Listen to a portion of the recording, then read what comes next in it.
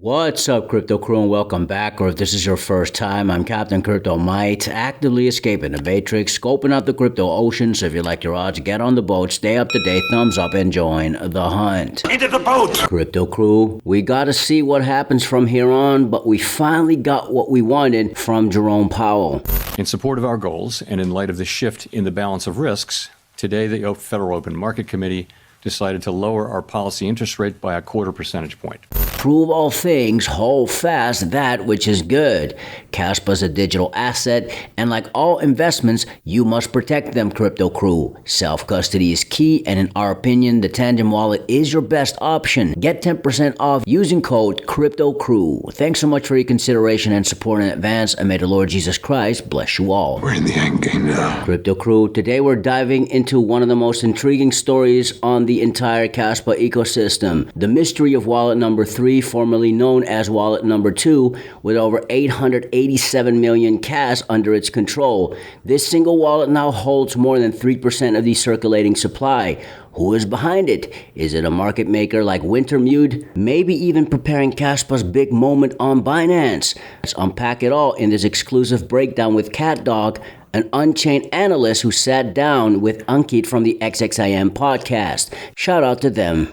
I come from computer science a long time ago. I studied at university. I got bachelor's and master's. I worked in software engineering. And then I went to get my PhD in computational neuroscience, building circuit and cell models of different neurons and neuronal circuits, and trying to understand their electrical dynamics, how they contribute to different functions and processes, like cognitive processes, how alterations can contribute to diseases, and also applying it to machine learning, neuro-inspired machine learning. But I became involved in certain blockchain projects just from an investment point of view. And during that, I noticed certain projects would make claims, and sometimes they looked a little bit misleading in terms of their actions and what they were claiming about their projects. And different community members would make alerts about this project is claiming so-and-so, that they're using their funds to make certain developments. But then when you look on chain, you can see whether they're actually holding true to what they say, because they provide these different wallets. They say they're using it for this or this other purpose, like development or marketing. And then you can actually look on chain and use the data to understand whether they're being honest or not. And I found that sometimes people would just believe what developers would tell them, so-called developers or project builders. But if you looked more closely at the data and you analyzed it carefully, you could see certain patterns that weren't showing that they weren't really honest. And selling tokens, for example, when they claim that they'd be holding them for a long time, this is kind of common in the crypto landscape. Eventually, I came to Kaspa because it's a proof of work fair launch. The technology is really cutting edge, and it has the capability to, I would say, revolutionize some of the financial ecosystem and level the playing field for many people. This slide is showing in March 2024. Pretty early on, it already had a large amount of Kaspa, over 100 million in some of the first transactions, and it accumulates steadily. So each time it goes up here, that's higher amount of Kaspa inflow into the wallet. And up to September of 2025, it's got over 800 million Kaspa there. And I overlaid the price of Kaspa over that time range. So it's 100 million. So okay, starting from 100 That's straight right. away, the wallet had 100 million in March of last year. And then do we know where this 100 million came from? Yeah, a lot of it's coming from Gate, marked as Gate on Cas.fyi. But I have to check each transaction. I have statistics on the sources that I'll show later, so you can get a breakdown of where all of it's coming from. But this plot is basically just showing that it accumulates over a wide range of prices. So its strategy obviously is accumulation, and it's primarily just getting more and more Kaspa in, and very little Kaspa is flowing out, which I'll also go into later. And the price data is from CoinGecko. Anyone can download the full historical data. And if you look at the correlation between daily inflow versus price, just a rough metric, it's not statistically significant. It's basically around zero R value. So that shows that they're accumulating over. Cool. Yeah. So they're price insensitive, which is a big sign, I guess. If someone is price insensitive. Yeah, looks like large institution, most likely. So if we look at the inflow sources, this is just a bar chart breakdown of those inputs. So some of the wallets are marked on Cas.fyi, other ones are intermediary wallets, and those intermediary wallets I marked here, like this Gate.io recip one that receives from Gate's marked wallet. Same with this one, recip 2, 3, 4, 5, and then 6, and only a small amount comes from KuCoin. But the largest inflow source is Gate.io. Just their primary wallet, which is marked, is about 62% of the inflow, so over 500 million Kaspa. Bybit's another large source of inflow, probably close to 200 million from there. KuCoin's relatively small. Some of these wallets like Recip1 aren't explicitly marked, but if you look at their inflow, you can trace it back to these centralized exchange wallets which are marked. So that's just showing the breakdown so you get an idea where it's coming from. How did you manage to label the recipient 1, 2, 3? Because it wouldn't be labeled by the Cas.fyi, right? There's two ways. Either you actually download the full transaction history of those wallets, and those specific wallets don't have too many transactions actually, or you could just look on the Explorer, Cas.fyi or Cas Explorer, and then you see that the source of their inputs, their UTXOs, are from those marked wallets. So it's just one step up usually if you go one step in terms of where they get their inputs from. So this wasn't the most complicated analysis, but you just have to track it down a little bit. So then I wanted to look if there was a pattern to the incoming transactions. Is there a timing pattern?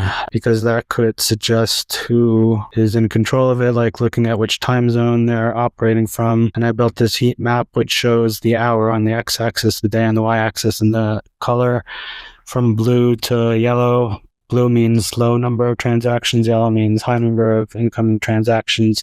And there are two peaks. One is on Monday around 12 UTC time, and the other is on Thursday around 12 UTC time. So that's in the middle of the business day in London. And so that could suggest, if they're operating in standard business hours, then it would suggest somebody based in London perhaps. But there are transactions outside of this schedule also, but just the major ones, the vast majority are on these two time periods essentially. Very, very interesting data. Very interesting.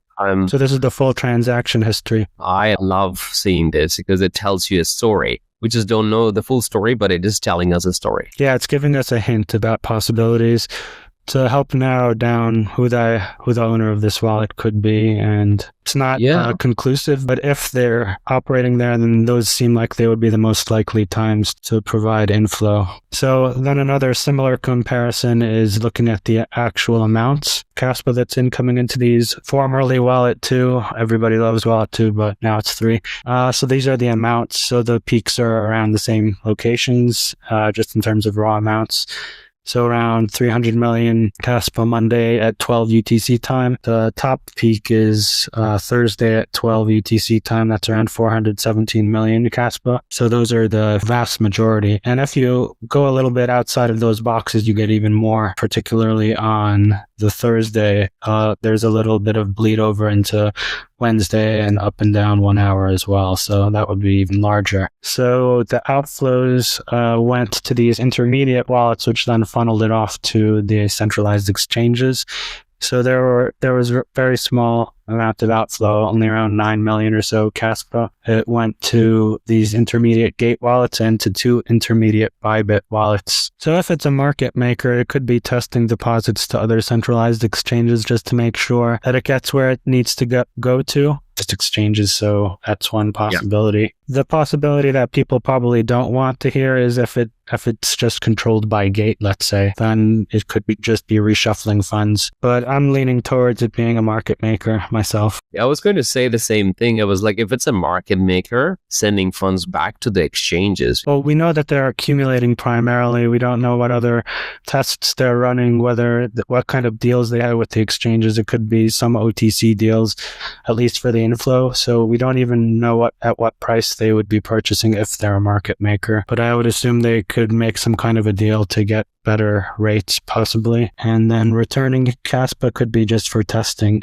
That's what I would guess. Now here I'm just showing the timing of the outflow. So early on there was no outflow except for tiny amounts, which were probably test transactions to make sure they have correct control of the wallet and that it functions properly before they accumulate a large amount. You can see that early on with these tiny amounts early on. But then there were only 3 large outflows of 1, 3, and a little less than 5 million. And that's the timing.